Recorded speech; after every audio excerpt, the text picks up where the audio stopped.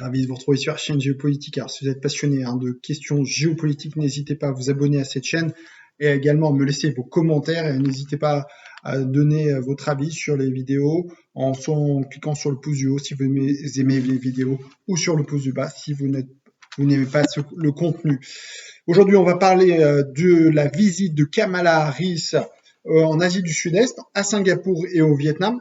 En fait, ce qu'il faut bien comprendre, c'est que là, on voit directement les premières conséquences, si vous voulez, de la débâcle états-unienne en Afghanistan par le biais de ce voyage de la vice-présidente des États-Unis et qui montre aujourd'hui comment aujourd'hui les États-Unis sont dans une situation pour le moins des plus difficiles d'un point de vue géopolitique, qui est en train de perdre peu à peu son influence sur l'échiquier géopolitique mondial. C'est tout l'objet de cette vidéo.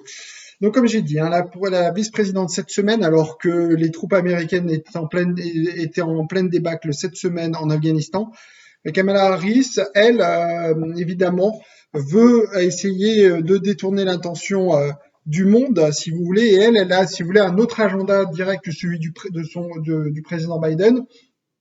Si vous voulez, qu'en tant que vice-présidente, elle essaye aussi de mener elle a d'autres priorités, qui est de contenir, si vous voulez, la puissance chinoise. Alors, ce qu'il faut bien comprendre d'emblée, c'est que c'est la priorité en réalité du mandat de Joe Biden, de contenir la puissance chinoise et dans une certaine mesure la puissance russe. Alors, la puissance chinoise, c'est vraiment la priorité de l'administration états-unienne, du fait qu'aujourd'hui, la Chine a selon en tout cas dans la vision américaine, a des visées hégémoniques, si vous voulez, dans la région de la mer de Chine méridionale. C'est cette branche de mer qui sépare, si vous voulez, la République populaire de Chine à Taïwan et qui longe un certain nombre de pays comme le Vietnam, comme Brunei, la Malaisie, les Philippines.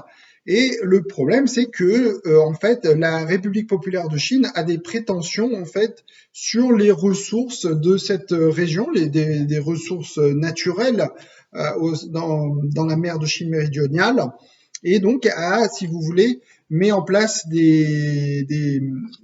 à créer des postes militaires sur des îles artificielles, et notamment elle revendique l'île de Spratly. Alors c'est une île qui se trouve au centre de la mer de Chine méridionale, et les autres pays, si vous voulez, lui contestent ses droits, comme par exemple la République des Philippines. C'est bien pour ça la Philippines ont décidé de poursuivre donc la République populaire de Chine, et les Philippines en juillet 2016, donc ont obtenu gain de cause auprès d'un tribunal arbitral en disant que du fait que la Chine, selon ce tribunal arbitral, n'avait jamais exercé un contrôle historique sur les eaux et les ressources de la mer de Chine méridionale. Donc le tribunal arbitral a dénié le droit en fait à la Chine d'exercer ses droits sur la mer. Mais donc non seulement les Philippines ont donc remporté une victoire juridique, mais les autres pays de la région. Le problème, c'est qu'en réalité, en pratique, cet arrêt est difficilement mis en pratique du fait que la Chine continue d'exercer un petit peu une influence, voire même, selon la vice-présidente Harris, elle intimide, voire utilise contraint, en fait, si vous voulez, ses voisins, en fait, à ne pas pouvoir, prétendre aux ressources naturelles de la région, et donc elle utilise une politique, je cite, coercitive, de coercition vis-à-vis de ses voisins, et c'est bien pour ça qu'en fait que les États-Unis essayent de se poser en contre-modèle de la puissance chinoise dans la région. Et donc, la visite de Kamala Harris a précisément pour but, si vous voulez, de maintenir, voire d'augmenter, si vous voulez, l'influence états-unienne vis-à-vis de l'influence chinoise dans cette région d'Asie du Sud-Est. Alors pour cela, Madame Harris s'est rendue tout d'abord cette semaine à Singapour. Alors, la visite s'est plutôt bien passée. Singapour est vraiment aligné sur les intérêts des États-Unis. Donc là, la visite s'est plutôt bien passée. Par contre, la visite au Vietnam s'est déroulée de façon beaucoup moins beaucoup moins, disons, avec beaucoup plus de problèmes, on va le dire de cette façon, que celle de Singapour, du fait que, premièrement, la visite a été retardée de 3 heures. Alors, pourquoi de 3 heures? Car en fait, on a détecté chez 200 officiels américains au Vietnam, y compris des agents de la CIA, qu'ils ont été en fait frappés du syndrome de la Havane. Alors c'est une nouvelle maladie, hein, c'est un nouveau syndrome qui est apparu en 2016 à l'ambassade à Cuba, donc précisément, c'est bien pour ça qu'il porte le nom de syndrome de la Havane, à l'ambassade états-unienne qui venait de rouvrir à la Havane, à Cuba. Et donc, ça entraîne des nausées, des migraines, des pertes de mémoire, voire même des sensations de malaise. Et donc, chez 200 officiels américains, on a eu cette syndrome de la Havane. Et donc, Madame Harris, par mesure de sécurité, donc a retardé sa venue au Vietnam. Et donc, une enquête est déjà en cours pour savoir d'où vient ce syndrome de la Havane et comment elle a pu frapper autant de personnes en même temps. D'ailleurs, la CIA estime que peut-être la Russie serait derrière cet syndrome.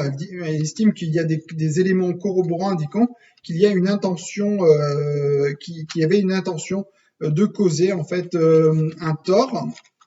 Selon la CIA. Et donc après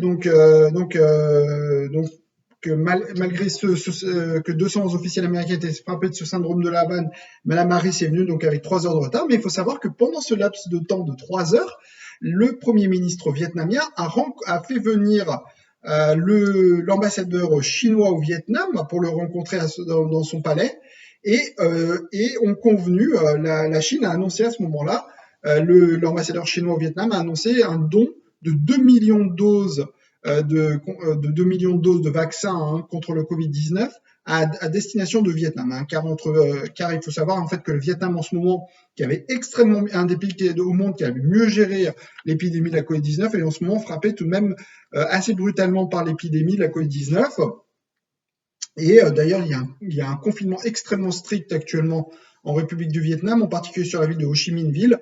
Et ce qu'il faut savoir, c'est que seulement 2% de la population vietnamienne est vaccinée. Et donc, le Vietnam a besoin urgemment, comme d'autres pays d'Asie, de ce vaccin. Et donc, la Chine, par le biais notamment de Sinopharm, le vaccin chinois d'État, va lui offrir 2 millions de doses. Et donc, on voit comment, si vous voulez, le Vietnam, en fait, se positionne dans la région, c'est-à-dire que, au dire du Premier ministre vietnamien, le Vietnam ne cherche ni à s'aligner sur les États-Unis, ni cherche à s'aligner sur la République populaire de Chine. En fait, le Vietnam joue sur les deux tableaux, du fait qu'en fait, il a besoin en fait des deux.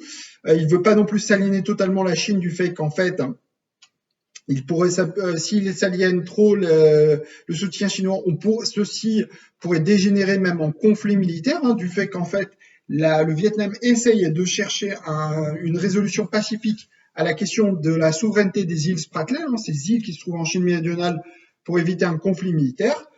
Et par ailleurs, elle essaye aussi de profiter des avantages que pourraient lui offrir des bonnes relations avec la République populaire de Chine en termes économiques, l'accès au marché chinois, plus de l'autre des investissements chinois en République du Vietnam qui sont très nombreux, qui expliquent ce développement très important que connaît le Vietnam. Mais de l'autre aussi, le Vietnam veut utiliser en fait aussi ses bonnes relations avec les États-Unis d'un point de vue économique, mais également d'un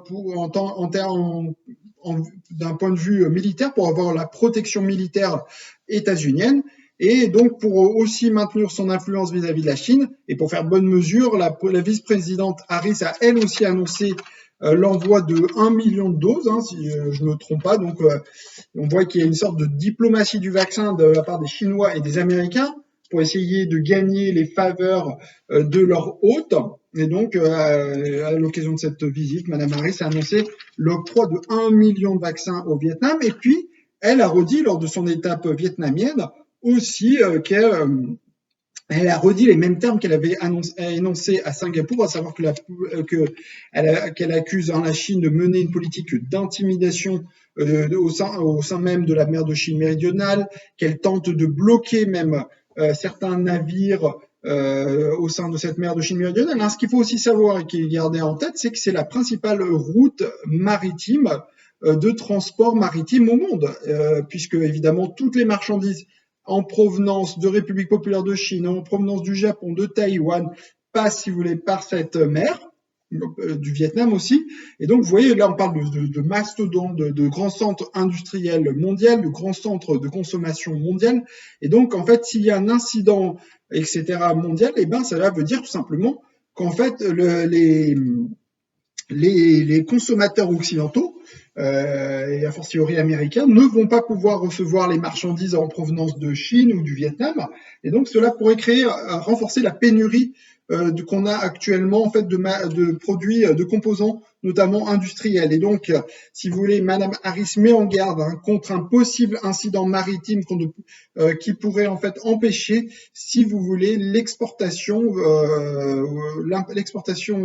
aux États-Unis de composants industriels, aggravant encore un peu plus la pénurie de composants industriels. Donc voilà où on en est en fait en ce moment. Donc en fait, ce qu'on peut dire en résumé, c'est qu'en fait, on voit quand même que les États-Unis essayent de maintenir leur influence dans l'Asie du Sud-Est vis-à-vis de l'influence chinoise qui essaye de gagner, qui gagne même, on peut le dire tout simplement, qui gagne en influence vis-à-vis des États-Unis. Et très clairement, ce qui se passe en ce moment en Afghanistan est vraiment de nature à affaiblir très clairement, à avoir des conséquences également en Asie du Sud-Est. La Chine, on voit très très bien par sa réaction aux événements en Afghanistan, essaie d'exploiter très clairement en fait le retrait catastrophique d'Afghanistan, en estimant très clairement qu'il s'agit d'une défaite militaire géopolitique des États-Unis, et donc la Chine pourrait même augmenter son influence du fait des difficultés actuelles des États-Unis. Et donc, il faudra voir désormais, une fois le retrait terminé dans les prochains jours d'Afghanistan, comment désormais, justement, va s'articuler la politique étrangère des États-Unis, qui pourrait désormais, en fait, concentrer, en fait, qui pourrait montrer que sa priorité désormais en termes de politique étrangère est la Chine. Et en fait, le calcul de Joe Biden, en fait, dans ce retrait d'Afghanistan, c'est très clairement de montrer qu'aujourd'hui, la priorité, ce n'est plus l'Afghanistan, non plus ni le Moyen-Orient, mais très clairement aujourd'hui, la priorité des priorités en termes de politique étrangère des États-Unis, c'est la Chine, c'est de contrer, de mener ce qu'ils appellent une politique de containment, une politique d'essayer de contenir la puissance chinoise dans la région. Et c'est ça, désormais, la nouvelle priorité en politique étrangère des États-Unis.